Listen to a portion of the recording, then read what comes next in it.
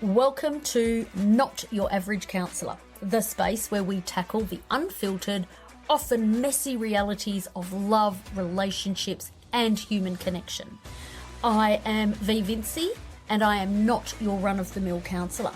With over a decade of experience working with clients and my own lived experiences to draw from, I help people uncover all their hidden parts, the good, the bad, and the ugly.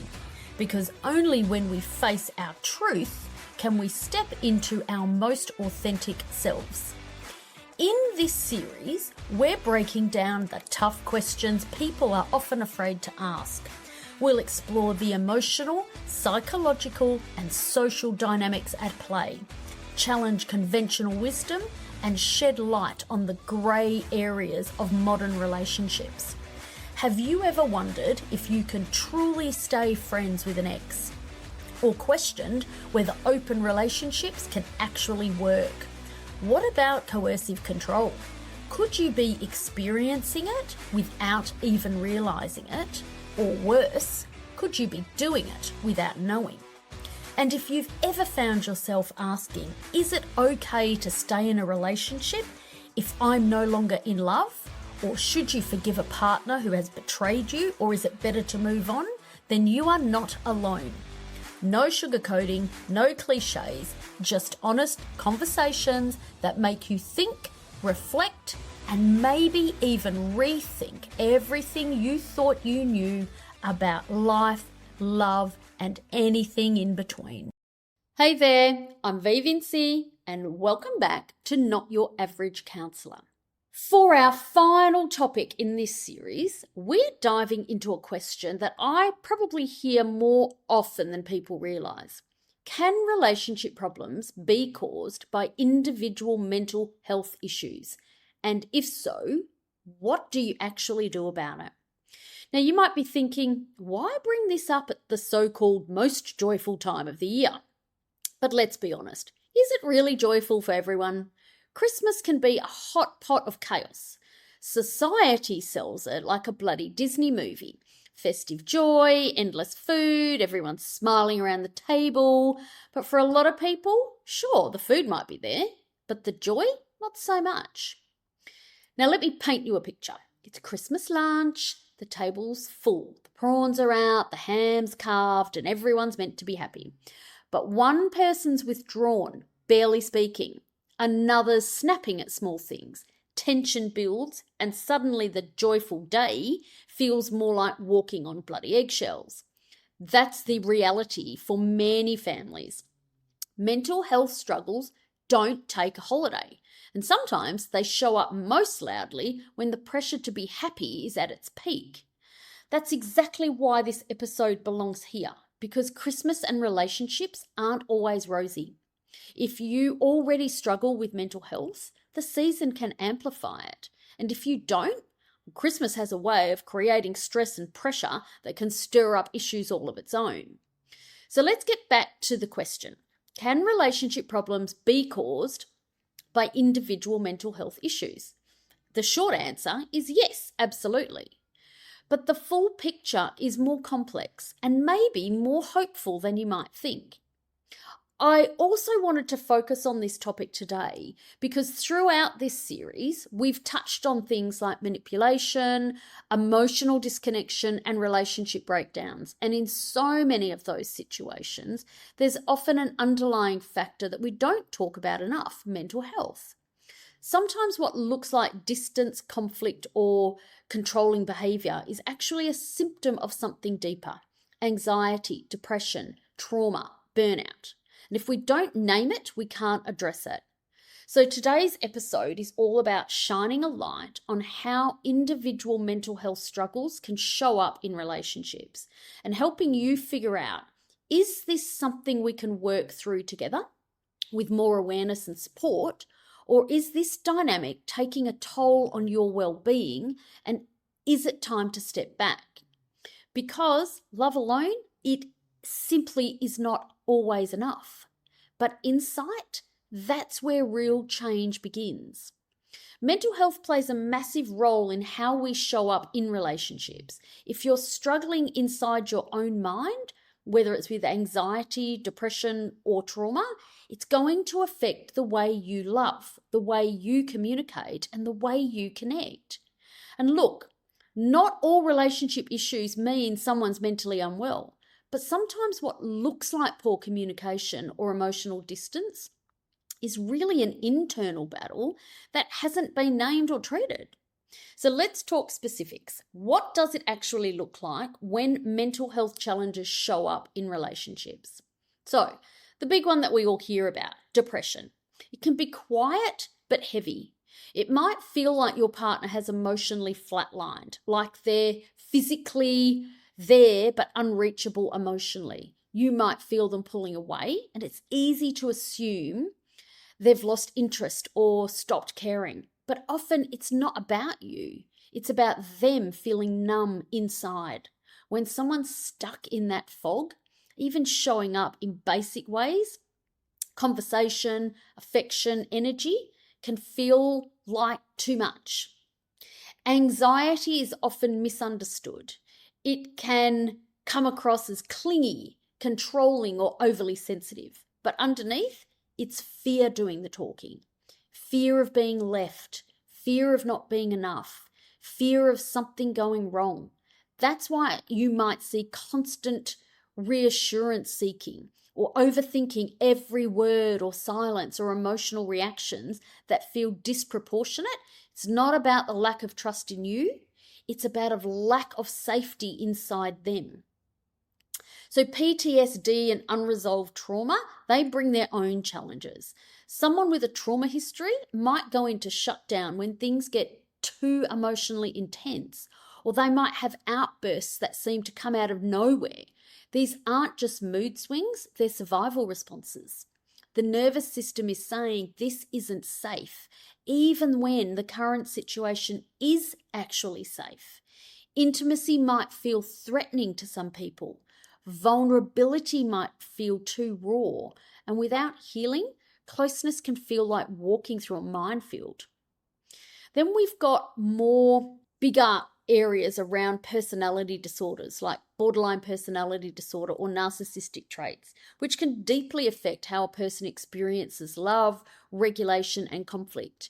You might notice extreme emotional highs and lows, or fears of abandonment one minute and pushing you away the next, or an inability to take accountability, constant defensiveness, or using blame to avoid shame.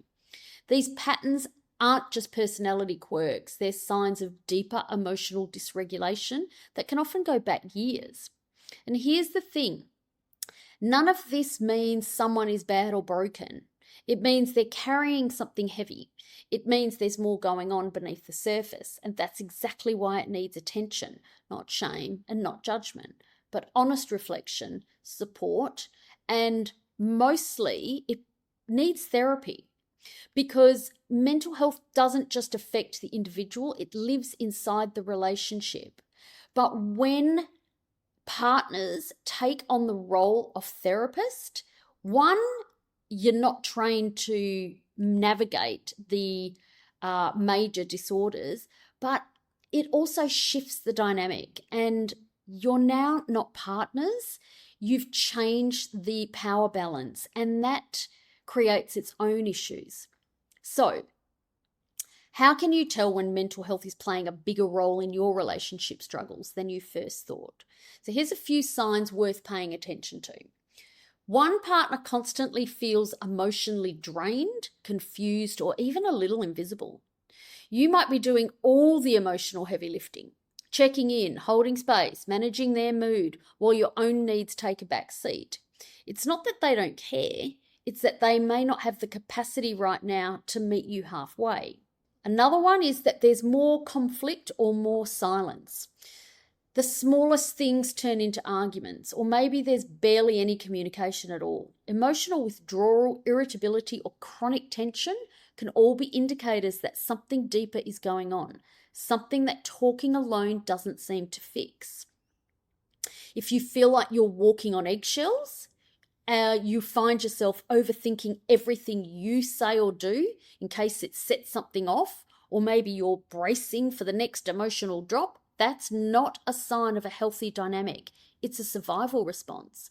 And it usually means one partner's emotional volatility is shaping the whole relationship atmosphere. If you're carrying the emotional load alone, whether it's making plans, solving problems, or initiating emotional conversation, it starts to feel like you're in a relationship with someone but not supported by them. It's exhausting, and over time it chips away at connection. And the big one, if you feel stuck, like you have had the same conversations on repeat, made all the effort you can, and nothing changes, mental health might be at the core of that gridlock. It's not about blame, it's about looking at what's actually going on beneath the surface. When the emotional dynamics of the relationship start to feel unbalanced, unpredictable, or unresolvable despite your best efforts, that's your sign to dig deeper. Because sometimes it's not just about communication styles or love languages. Sometimes it's about unaddressed pain that needs more than just patience to shift. So, supporting versus enabling, where's the line? This is the tricky part, and it's where a lot of people get stuck. You want to be there for your partner, you love them. You see that they're struggling and you care deeply, but love doesn't mean abandoning yourself in the process. Support sounds like, I see you're hurting, I care and I'm here, but I also need honesty, respect and effort. That's standing beside them without carrying them. Enabling, on the other hand, sounds like, I'll overlook the hurtful behaviour, the broken promises or the emotional chaos because I feel bad or I'm scared of what will happen if I speak up. And that shit slowly chips away at your self-worth. It is not your job to fix or rescue anyone. You can be kind and have boundaries. You can offer compassion and say, this isn't okay. In fact, the healthiest kind of love does exactly that. So where do you start? Conversations about mental health can feel awkward. You don't want to offend your partner, come across as dramatic, or risk being accused of armchair diagnosing. So you say nothing. You tiptoe around and you hope it'll pass. But the truth is, silence doesn't help it. Avoiding the conversation only creates more distance. If something feels off, it's okay to say so. The key is how you say it. And we're aiming for talk without blame or shame. So you can try this. I've noticed things feel different lately and I'm wondering if you're okay. Or I'm not judging, I'm just trying to understand. Or your mental health matters and so does mine. Keep the tone soft, speak from your experience and stay in your lane. Talk about how it feels for you, not just what they're doing. You're not attacking, you're inviting connection. And if they're open, this can be a turning point. If they're not, this tells you something too. So what if they refuse to get help? This is one of the hardest spots to be in. You can see the struggle, you know they're hurting, you want to help, you suggest therapy, support, even just a conversation, but they shut down. They deflect, they get defensive, or insist there's nothing wrong. And in the meantime, you're still there, holding the emotional weight, walking on eggshells and worrying. At some point, you have to gently but honestly ask yourself, how much of my life, energy and emotional health am I willing to put on pause while they avoid getting help? This doesn't mean that you're abandoning them. It means that you're acknowledging reality. If love means ignoring your own mental health, it's not a relationship, it's a rescue mission.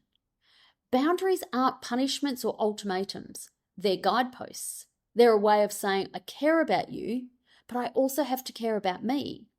And here's the truth. Sometimes professional help isn't optional. It's not a nice idea. It's absolutely necessary. Because love alone cannot fix deep wounds. And without action, nothing changes. Now, a word of warning. Therapy isn't a magic wand. It works when the person is ready to look inward. That might mean individual therapy or couples counselling, or even just a GP appointment to start the conversation. If there's resistance, you can't force it, but you can model what it looks like to take care of yourself and ask for help. When you're in a relationship with someone who's struggling, it's easy to lose track of yourself. You start prioritizing their emotions, their triggers, their needs, and somewhere along the way, you stop checking in with your own. You might notice you're constantly on edge, emotionally or exhausted, or even starting to feel numb. Not because you don't care, but because you're carrying too much. And here's the thing, you cannot support someone else if you're running on empty. You need room to breathe, to rest, to feel what you feel, not just what they're projecting. Self-care isn't selfish, it's survival. It's how you stay grounded while someone you love is caught in a storm. It's what keeps you from being pulled under too. And this might be the toughest part. Sometimes love isn't enough to hold a relationship together, especially when one partner refuses help or their behavior becomes harmful. That doesn't mean you didn't try hard enough. It doesn't mean you failed. It means you saw the truth and you chose to value yourself too. Mental health and relationships are deeply entwined. But if you're willing to look at what's happening beneath the surface and talk about it with honesty, care, and boundaries, healing is possible. Just remember, your job isn't to rescue, it's to relate. And healthy relationships are built not just on love, but on responsibility both ways. So, this brings us to the end of this series. We have unpacked a lot: manipulation, trust, emotional availability, mental health, the things that don't always get talked about openly, but shape our relationships every single day. If there's one thing I hope you take away from all of this, it's this. Healthy love isn't about perfection, it's about awareness. The more honest we are with ourselves and with each other, the better chance we have of building something real. So whether you're navigating a rough patch, questioning what's okay and what's not, or simply trying to show up better in your relationship, keep going. Now, before I sign off, I want to share something with you. One of my big goals for next year is to get this podcast into the ears of more people who genuinely need it. So if this series has made you think, feel, or see things a little differently, I want to ask you a favor. I want you to follow the podcast. I want you to rate it. I want you to leave me a comment or share it with someone who might need it too. The more you pay it forward, the more I get to keep doing what I do and hopefully help a few more people along the way. Enjoy your Christmas, Hanukkah, or whatever the hell it is you celebrate. I will be back in February for the next series of Not Your Average Counsellor called Messy Truths, the things we think but don't say. And let me tell you, I'm looking forward to this one. It's going to be fun. Stay curious, stay kind, and most of all, stay connected to yourself. If you enjoyed this episode, I'd love for you to take a moment to rate and review the podcast. Your feedback helps more people discover this information, and it means the world to me. So if this resonated with you, let me know. Your input helps me keep creating content that makes a difference. And don't stop there. Share this podcast with your friends, family, and on social media. Be sure to tag me at VVinciTherapist so I can see and connect with you. I also love hearing your thoughts and takeaways, so my inbox is always open. DM me anytime. Thanks for listening. Catch you next time.